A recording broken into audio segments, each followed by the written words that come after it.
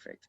All right. Welcome, everyone, to this episode of Prodigy Simply Fit. I am your host, Andrew Hamill, and I am here with a good friend of mine, Jill Daniels, who is a registered dietitian. Jill and I go way back. Jill actually helped me gain weight when I was playing football. So her and I have stayed close over the last handful of years. And so I wanted to kind of bring her on and talk about eating and food. And, you know, we're in kind of, when this podcast is recorded, we're kind of halfway through January, and people hopefully are still kind of very much on their New Year's resolutions or their goals and you know, things like that. And so I wanted to bring her on to talk about kind of eating and how we best can think about food and how we best can strategize to eat better. And most importantly, not beat ourselves up about it. So that way we can ultimately see success. So real quick, Jill, if you don't mind taking a few seconds to just kind of introduce yourself, and then we'll go from there. Yeah, Andrew, thank you so much for having me on. I'm super excited to contribute to this podcast and get the word out with like, what does a healthy diet and a healthy relationship with food look like? So I've been a dietitian for, 25 years now, just about, and got into the field because I was an athlete growing up and college athlete. And I realized that what I ate could really make a difference in how I performed. And so followed this pursuit of sports nutrition. And so I am a board certified specialist in sports nutrition. And also on this journey have helped lots of active people and also people that want to be active, but people also that just want to feel good. And so just have been, it's been like such a highlight of my life to be able to help people know how to fuel their body, whether it is for sport or just for a daily grind, and feel their best and experience good health amidst that. Yeah, awesome. So one of the things that I think is key right now, and for a multitude of reasons, is the idea of health and, you know, focusing so much on our health, whether it's mental health or physical health and things like that. And I think food plays a huge role into that. So can you kind of talk a little bit about, like, in your kind of opinion, what does healthy eating look like? What does healthy food mean? Yeah. Oh my gosh. Yeah. Because there are so many people's opinions out there. And I would go to the library just to, pull some books just to show a glimpse of, to clients, or when I would do workshops, as to how many different approaches there are to eating healthy, and everybody thinks they have the answer. And it's interesting because even if you went online and you Googled keto diet, man, there are over 5,000 different ways and books that you could buy on how to do this one supposedly simple diet. I don't promote the keto diet, but I'm just using that as an example that everybody out there thinks that they know how to tell you how to eat healthy. And so how can that really be? We are all individuals. Yes, we are all, wired up. We are human beings. And so we have similarities, but we also have these really big differences. And so what works for one person is going to be disastrous for another, and vice versa. So one of the main things that I help people do is help individualize their eating plan, help them. And I don't necessarily know what that looks like from the get-go. You know, it's a new client to me, but my job is to help them tune into the wisdom of their body, because their body has the knowledge as far as how many calories they should eat on a regular basis, what meal timing they should have, what kind of ratios, carbs, proteins, fats should they be getting in. And just the fluctuations that people have throughout the years. So whether they're a high schooler or a young adult or pregnant or postpartum, or just all the different phases that a person can go through. So eating healthy really has to be individualized. And that's what I help people do, is help them figure out what makes you feel your best. And I use the words comfortable, energized, and satisfied. Pay attention, look for those things. What foods, what portions make you feel energized, comfortable, and satisfied after you eat? And we kind of build from there. No, that's awesome. And I love the 3 words, because I think that that's one, it's something that people can remember, and it's easily, makes it stick. So for us, for example, like here at Prodigy, our 3 words are simple, consistent, and competent, right? So we want, we keep our program simple. We want our members to be consistent and ultimately help them become competent in terms of doing that. So I think that's awesome. So with that being said, like, I want this podcast to be a resource for people. And as I've said before, and so I always asking our guests kind of like, what are some kind of tangible, simple tricks that people can maybe take and implement on their own to help? So with you, Jill, what are 3, and we can kind of go through them one by one, but what are 3 tips that you have when it comes to people who want to start eating, quote unquote, healthier? Yeah. Okay. So the first one I would recommend is, I talked about the body having wisdom and tuning into the body, but it's like, okay, how do I do that? Because a lot of times programs are like, count your calories or use this app or things like that. And so I do have a tool that uses numbers, and it's super simple. It's a 0 to 10 hunger fullness scale. And it's just a great tool to start tuning in to the body, to start evaluating how does your body feel throughout the day, before a meal, after a meal. So I'll explain the tool and then kind of, how somebody can implement it. So 0 to 10, 0 is like on empty, you can describe it as hangry. It's all those things that come with that. It could be the moodiness, it could be the fatigue, it could be just that desire for an extremely large amount of food or high calorie food. So hunger, it's 0 and 1 is like that extreme hunger. 2, 3, 4, those are all kind of moderate hunger. 5, now it's neutral. You're no longer officially hungry, but you're nowhere near a full tank if 10 is a full tank. 6, 7, those are a comfortable fullness levels. And then 8, now it's starting to feel uncomfortable. 9 is even worse. And 10 is like, a lot of people would describe it as Thanksgiving full. Right. So using that 0 to 10 scale, I have people, as they have thoughts of food or just anytime throughout the day, pause and say, okay, let me check in with my body. How is my body feeling? Where is it on this 0 to 10 scale? Because sometimes we're thinking of food, but that's the mind, and the body's like, actually, I don't need any food right now. Sometimes we are thinking of food and we're overthinking it. We're thinking, but I just had lunch a few hours ago. How could I be hungry again? But if the body's saying, yeah, actually, I'm down to a 3, could use some more food, we want to respond to that. So yeah, I have people start off with just using this 0 to 10 scale for a few days and really checking in to see how they're feeling. The other thing is like that fullness level, because some people are eating until they're uncomfortably full on a regular basis. So we kind of figure out, okay, what's going on? Was it what you ate? Was it the fact that you started your meal or snack at that 0 or 1, which makes sense. We typically do overeat during those times. So first gathering the data, really using this 0 to 10 scale to gather data. Now, are you having them do that just like on after they eat food, or is that just kind of like just random times throughout the day? When should people be using this scale? Yeah, it's a great question.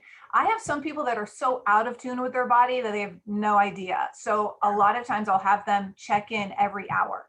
Okay. Hey, set your phone to go off every hour. Just do a quick scan of your body. Hey, where am I on this 0 to 10 scale? Other people, they're pretty in tune already. And so I will have them evaluate hunger level before they eat and fullness level after they eat. And I give them a good 30 minutes after to let that food really kick in. Right.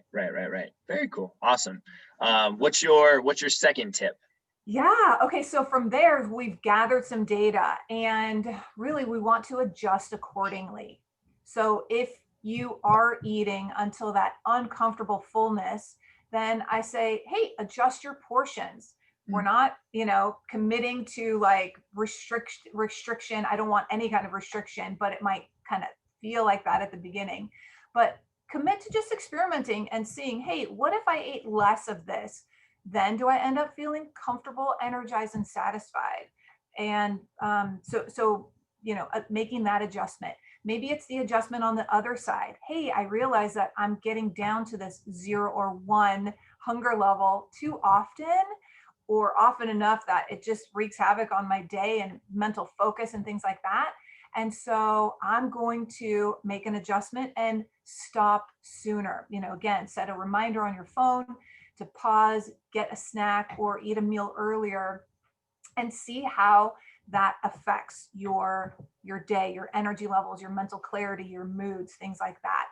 And I think just those little adjustments can make a big difference. And I know it's January. I know people are like, oh, I'd really, like to focus on losing that weight finally. But really, let's focus in on, hey, how can we get you feeling better day in and day out? Yeah. And if your body is actually carrying some extra weight, yeah, these adjustments will allow your body to shed that. Yeah, absolutely. And I think that just kind of that focusing on let's get you feeling better is crucial, right? Because I think that's one thing that we talk with all of our members and prospective members about is, yes, like the weight will come, the increase of, numbers on your weights and things like that from, a strength training standpoint, all that stuff will come. But let's focus on getting you feeling better first, because then you're going to be more excited to continue to do it, right? Like, if you, I would assume, right, if you put somebody on some super restrictive diet, and they don't feel good with it, they're not going to want to continue to do it, right? So you're like, hey, this is the best diet out there. And they're like, yeah, this sucks. Like, I don't want to be on this thing. I'm not going to do it, right? Similar to us with our programming, right? Like if we write somebody a super awesome program and it just beats them up, right, physically, they're not going to want to continue to do it. So I think that the idea of, feeling better and focusing on that first, right? Because I think as a society, we're so kind of glued into the idea of, weight on a scale or, things like that, where it's like, let's take some like non-scale victories and let's focus on that first. So I love that idea of focusing on mood or feeling better first, and then we'll go from there. Mm-hmm. Yeah, I love that. I love that you're preaching that same message because, yeah, I mean, that's ultimately why I feel like people want to lose weight. They think, oh, if I lose weight, then I'll feel better. So it's like, okay, let's put the feeling better as the goal. We'll put weight loss on the back burner and let's pursue you feeling better, because that we can get some immediate results. Like this week, we can get you some results in that area. Yeah, absolutely. Awesome. So what is your third tip? Okay.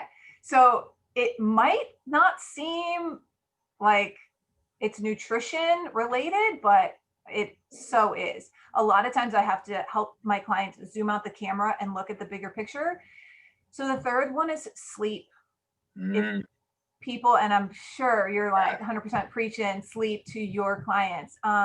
If people's sleep patterns are not consistent, you can have the best diet, you can do all the things right nutritionally, and you are still not going to be feeling good.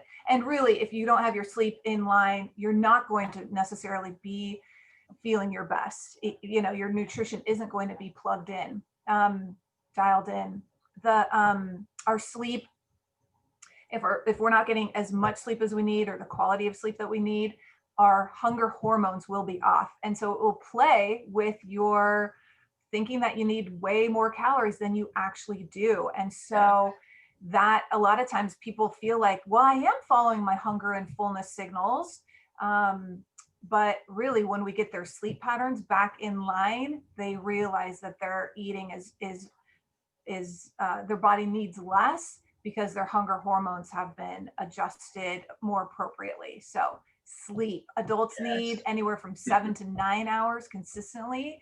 And people that think that they're feeling fine on 5 to 6 hours, really, you can be feeling so much better. Behind the scenes, your body's going to work so much better for you. Yeah, and it's funny you say that, because a couple of weeks ago, we had Rob Metzger from 3 Strong on, and Rob as well, from our days back at Velocity.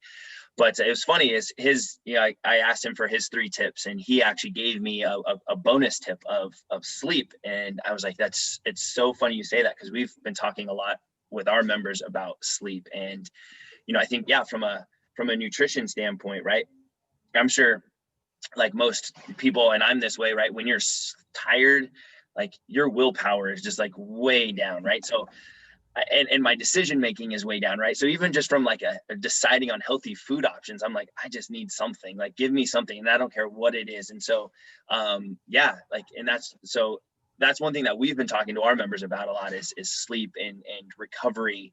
You know, recovering is just as important, if not more important than, you know, the actual workout itself. And so I think you know, sleep is a huge factor of that. So that's interesting that you say that. I think hopefully a lot of the science and the research is going to start coming out, and a lot of people in the health and wellness, you know, fields are going to start preaching better sleep. I think is going to be a huge, you know, kind of shift in people's mindset. So what have you, gosh, we're what, 10, 11, 12 months into this we'll call it pandemic. What have you seen has been kind of like the biggest struggle that people are going through, and then how have you kind of helped them work through that with kind of food and things like that? Yeah, for sure. Oh my gosh. So I would throw it into one category, but like two different examples. I've seen people, let me just say this. There's so much nutrition misinformation out there. And so people, and there's so many excellent influencers, but if they're influencing people to follow the wrong message, then that has been really doing some damage to people. And so I've seen a lot of my clients come in, they have really tried to have healthy eating habits, but during this pandemic and sheltering in place, but it has gone beyond what is healthy. And so they found themselves at weights lower than, you know, what was medically stable for them. So it's been a concern. And then there's other people that are feeling so pressured to try to follow this, again, misinformation, that they rebel against it eventually because they can't stick with it. So they're like, oh, can't do it. So I'm just going to do my own thing, and have gone the other side of the spectrum. And again, neither of these examples, people are taking care of their bodies. And so the struggle is basically people trying to fit themselves into these boxes that Right. other influencers or, you know, so-called experts are putting out there. So whether it is a diet, whether it is a seemingly diet like intermittent fasting, I think people wouldn't necessarily throw that for the most part into the diet category. It's more of an approach, and you can, you know, choose what to eat, but that is absolutely a box that people are trying to fit themselves into, as opposed to, hey, let me listen to the wisdom of my body to figure out what's the meal timing that would best work for me. And so, yeah, my advice on that is just to, again, come back, really tune into your body, gather that data to figure out what is working for you. Again, meaning leaving you comfortable, energized, and satisfied after, and what's not working for you. And both short term and long term. So both during the day, after each meal, throughout the day, throughout the week, but also long term. Are these things bringing you good health? Are they bringing you your best life? You know, that's kind of a overall term, but yeah, do you feel like you're thriving and have the energy and mental clarity to do the things that you want to do in this life? Right. Absolutely. No, and I think that's absolutely huge, right? And one thing that we've really started focusing on and have focused on for a while, but the idea, and I think that you're kind of alluding it to, is that it's not a one size fits all, right? And it's very much where people often kind of get into trouble is they you know, like you said, right, they kind of try to fit themselves into a box, or, you know, they go to, you know, they search something online and they find some nutrition program or diet, and they go, okay, well, it says I need to eat this percentage of fats and this percentage of carbs and this percentage of protein. And then so they try to do it. And ultimately, you know, over time, right, whether they get frustrated, they stop doing it, or if they continue to do it, maybe it's not the right thing for their body. And similar to like working out, right, coming in and, just doing just a random group workout that may or may not work for you, and you may end up getting hurt. And so I think for us as well, right, it's very much kind of that individualized approach, and it really, it sounds kind of funny to say, but I always tell everyone, I'm like, well, they ask me a question on, what is this better? Is that better? What should I do here? I'm like, well, it depends, right? It sounds so silly, but it's like, it depends. It depends on who you are, what your goals are, where you're at currently, what else you're doing outside of here with your life and things like that. And I think that with nutrition, it's probably very much the same. Yeah, for sure. And I love hearing that you are doing this small group training so that way people can train with other people. I think right now we need that, especially. Right. But all of their programs are so individualized because everybody has different goals and different bodies, and we will respond to different things in different ways. And so to have something that is individualized on the fitness aspect, and then also obviously on the nutrition side. And so, for people, I know not everybody wants to or can afford to or has time to work with their own registered dietitian. So that's why, to throw out these tools. And I have a great book that I can recommend too, if people want to get further information just on how else do I individualize a program for myself, an eating style for myself that gets me feeling good short-term and long-term. Yeah, absolutely. So I think that's a great segue. So what, if somebody wants more information, right? If they've, we've sparked some interest a little bit and they want to kind of learn a little bit more about you and your business and how you can help them, where can people go to find you on the internet and things like that? Yeah. So feel free to go to my website, JillDanielsRD.com. So RD stands for Registered Dietitian. You can email me through my website, and lots of different resources there. You'll learn more about this approach that I take. It's intuitive eating. Again, we've been born as intuitive eaters.